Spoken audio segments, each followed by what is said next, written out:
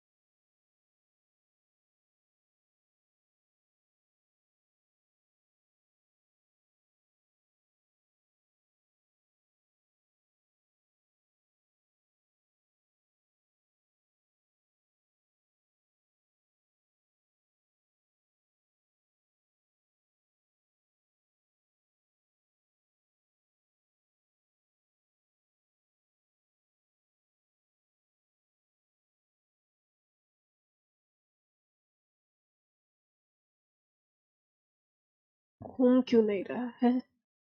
मुझे जो रोलर बनाना है बेसिकली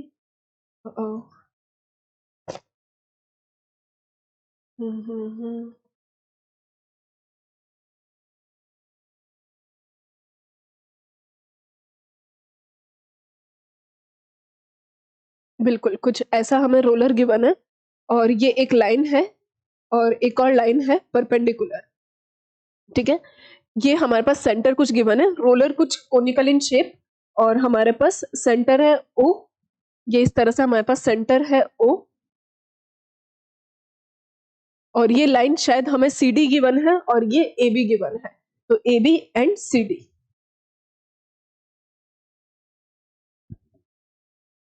और ये इनकी एक्सिस हो गई है.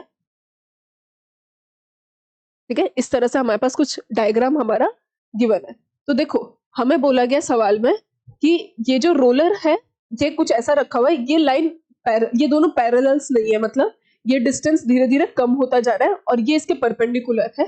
तो हमें बताना है कि जैसे हमने इसको स्लाइटली पुश किया, बताना है कि रोलर किधर बैंड होगा, मतलब किधर मूव करने की उसकी टेंडेंसी होगी, हमको यही बताना है. तो हम एक काम करते हैं, इसका हम फ्रंट व्यू देख रहे हैं. ये जो हम व्यू देख रहे हैं ये हमारे पास कैसा है, ये हमारा टॉप व्यू है, मतलब हम ऊपर से देख रहे हैं इसको. हम यहाँ पे जो कंसेप्ट यूज करने वाले हैं, हम यूज करने वाले हैं net torque in equilibrium. Net torque हमारे पास क्या होता है, 0 होता है, यानी कि नेट टॉर्क 0 हम इसी का यूज करेंगे. कैसे यूज करते हैं वो हम देखते हैं. देखो मैं यहाँ पे टॉप व्यू फ्रंट व्यू बना रही हूँ. अगर मैं ऑब्जेक्ट की बात करूं तो मैं फ्रंट व्यू बना रही हूँ. फ्रंट व्यू हमारा कैसा होगा, देखो ऐसा कुछ रोलर है और ये हम, अगर मैं यहाँ पे बात करूं, मान लो कि सेंटर से ये डिस्टेंस हमारे पास है R1 और ये वाली डिस्टेंस हम मान लेते हैं R2. एंगल कुछ ना कुछ हमने लगा दिया है, इन दोनों का एंगल हमने थीटा मान लिया. यहाँ पे नॉर्मल लगेगा N1, इसी तरह से यहाँ पे भी नॉर्मल लगेगा कुछ N2. इनके दोनों कंपोनेंट आएंगे हमारे पास, ये एंगल थीटा, ये कंपोनेंट आ जाएगा N1 cos थीटा और इधर एक कंपोनेंट आ जाएगा N2 cos थीटा. ठीक है, ये वाला एंगल भी हमें थीटा गिवन है. थोड़ा सा हम इसको बना देते हैं कि डायग्राम कैसा है. ये दोनों एंगल हमारे पास थीटा है और ये वाली जो डिस्टेंस है, this distance from this is R1 और ये वाली डिस्टेंस कितनी है हमारे पास, R2. अब अगर मैं टॉर्क की बात करूं, ये हम फ्रंट व्यू देख रहे हैं, N1 cos थीटा 1 R1, हम सेंटर O के अबाउट टॉर्क निकाल रहे हैं. तो हमारे पास इसका टॉर्क कुछ ऐसा आना चाहिए. अच्छा साइन कंपोनेंट तो कैंसिल हो जाएगा क्योंकि ये ऐसे तो मूव कर ही नहीं रहा है. तो N1 cos थीटा का टॉर्क इस तरह से और N2 cos थीटा का टॉर्क इस तरह से. तो N1 cos theta R1 is equal to N2 cos theta R2. अब देखो हमारे पास ये जो लाइन थी ना, सी डी, ये धीरे धीरे ये वाली जो ए बी वाली लाइन थी हमारे पास R1 वो धीरे धीरे कम होती जा रही है, क्योंकि जैसे जैसे ये आगे जाएगा तो ये R1 जो डिस्टेंस है ये हमारे पास कम होता जा रहा है। तो हम ऐसा बोलेंगे कि R1 is decreasing, R1 decrease हो रहा है, इसका मतलब हमारे पास क्या हो रहा है, N1 को बढ़ना पड़ेगा, N1 विल इंक्रीज।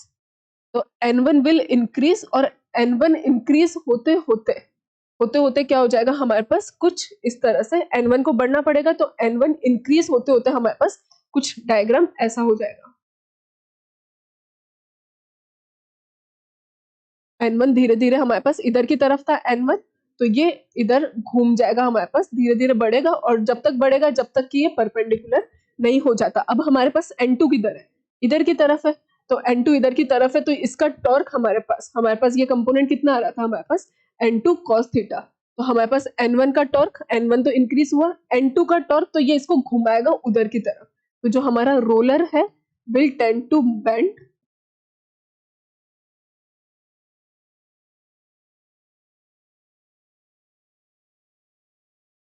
लेफ्ट में मूव करेगा। कैसे, हमने पहले टॉर्क बैलेंस किया, टॉर्क हमारे पास ये सीधा चल रहा था, धीरे धीरे हमारे पास R1 कम होता जा रहा है, R1 कम होता जा रहा है, इसका मतलब N1 को बढ़ना पड़ेगा, तभी हमारे पास दोनों क्वांटिटीज बैलेंस करेंगी।